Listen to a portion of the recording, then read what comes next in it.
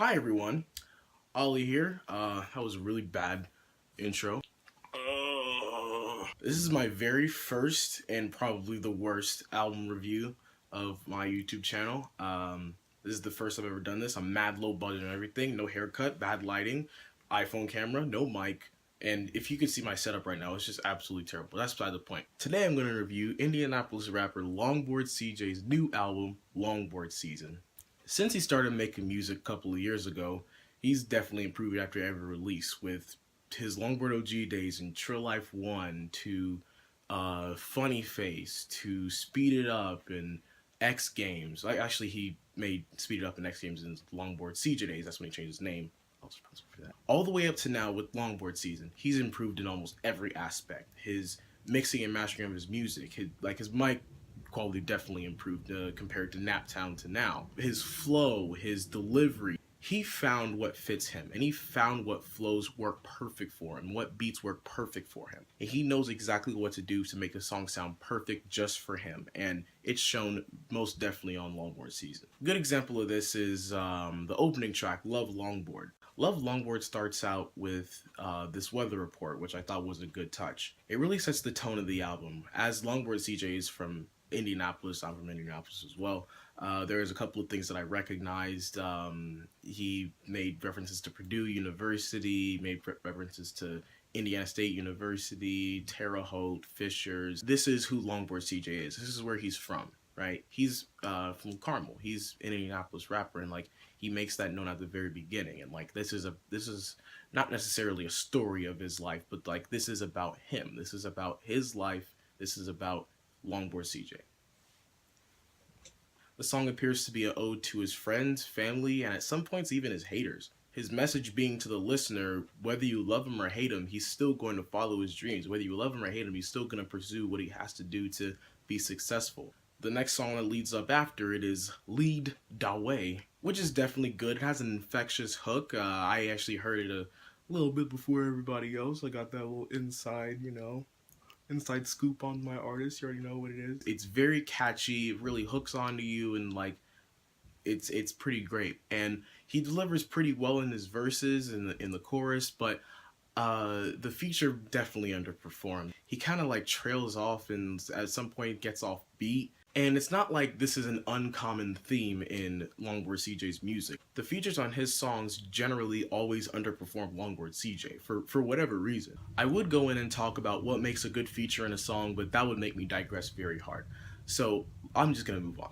And this isn't coming from a place where I think I can do any better. I'm not a rapper after all. It's just that either the feature's flow doesn't match with the beat, their style doesn't match with the beat, their energy doesn't match up with the amount Longboard was bringing. Stuff like that matters when it comes to a feature being good on a song, at least to me. That being said, consider this a disclaimer that everything in this video is my opinion. And it's just my opinion, so you shouldn't get upset or leave a nasty comment threatening my life or anything like that. So just keep that in mind.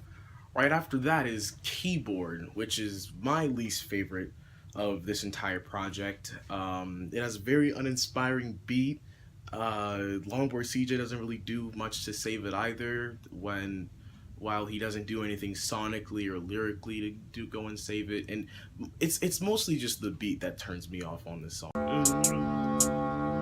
There's not much percussively going on. It's just kind of dead. But if anything saved that, it was the song right after, Panoramic. And if you thought a hook was infectious, all my views is panoramic. This beat is a certified hood classic. And I'm not just groveling over the song just because of the beat. It's the fact that Longboard CJ knows when to dial back or dial up his energy to match the energy of the beat. Songs like 10 a.m., Scarecrow, Pesos Revise. There's a beat switch in Pesos Revive, and Longboard CJ manages to adapt to it. And even though the song has that energy that it has throughout the entire song, there's a heartfelt message at the very end of the song. It's to his big brother Darnell. I don't really know much about who Darnell was or who he was to him. All he refers to him as Big Bro. I don't know if they were blood brothers or if they were just very close friends and he looked up to him like a brother. but it was a heartfelt message nonetheless. However, I felt this was kind of out of place. Maybe it should have been on the first track, maybe the last track, maybe on a slower cut. Maybe delve farther into who Darnell was to Longboard CJ. That's something that Longboard fails to do a lot of times. He says something that sounds like an interesting topic to hit on, but then he just moves on to another topic.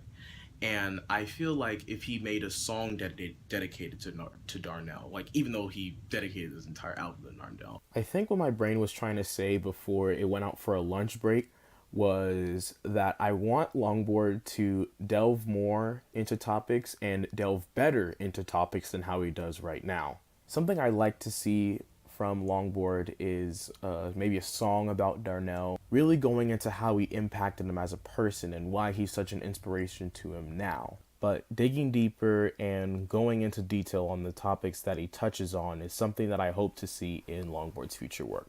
He then introduces the next track, Collard Greens, which is a nice little happy song. It has this beat that I love. The chorus is really catchy, I really like his sing-songy kind of choruses that he has. Pockets, collard greens, and they all full, yeah. And although I like the song a lot, I feel like it ends far too early. He starts out with the skit where he's looking for somebody that owes him money. Not sure if he ever even finds him. Whatever, that's not my point. He has the chorus, he has that banger verse. He has another skit after that, which I believe was 16 bars. Then he has the chorus again, and then he has another skit at the end. I believe he does the chorus again, or the beat just goes on and then the song ends. After the skit where he says, give me my check, he could have just as easily put another verse, and then right after that, put the chorus instead of putting another skit where he's like, I'm gonna find out who it is. He could have just done much more with the song. It's such a good beat, it's such a good premise, and it's such a good concept, but he didn't put as much effort as I would have hoped he did on this song. I'm not gonna go through the entire track list of this album as much as I would like to. That would just be completely redundant because there's a couple of things that I would probably say twice. Let me just move on to my overall opinion of this album. While this record does show much improvement of the Longboard CJ of 2 years ago, he definitely has a long ways to go. There's nothing especially astounding or extraordinary or eye-popping about Longboard CJ's lyricism or his sound.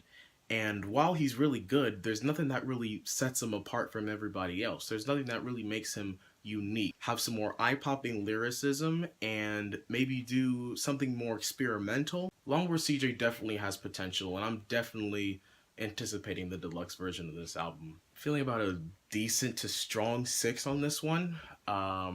Yeah, thanks a lot for watching. All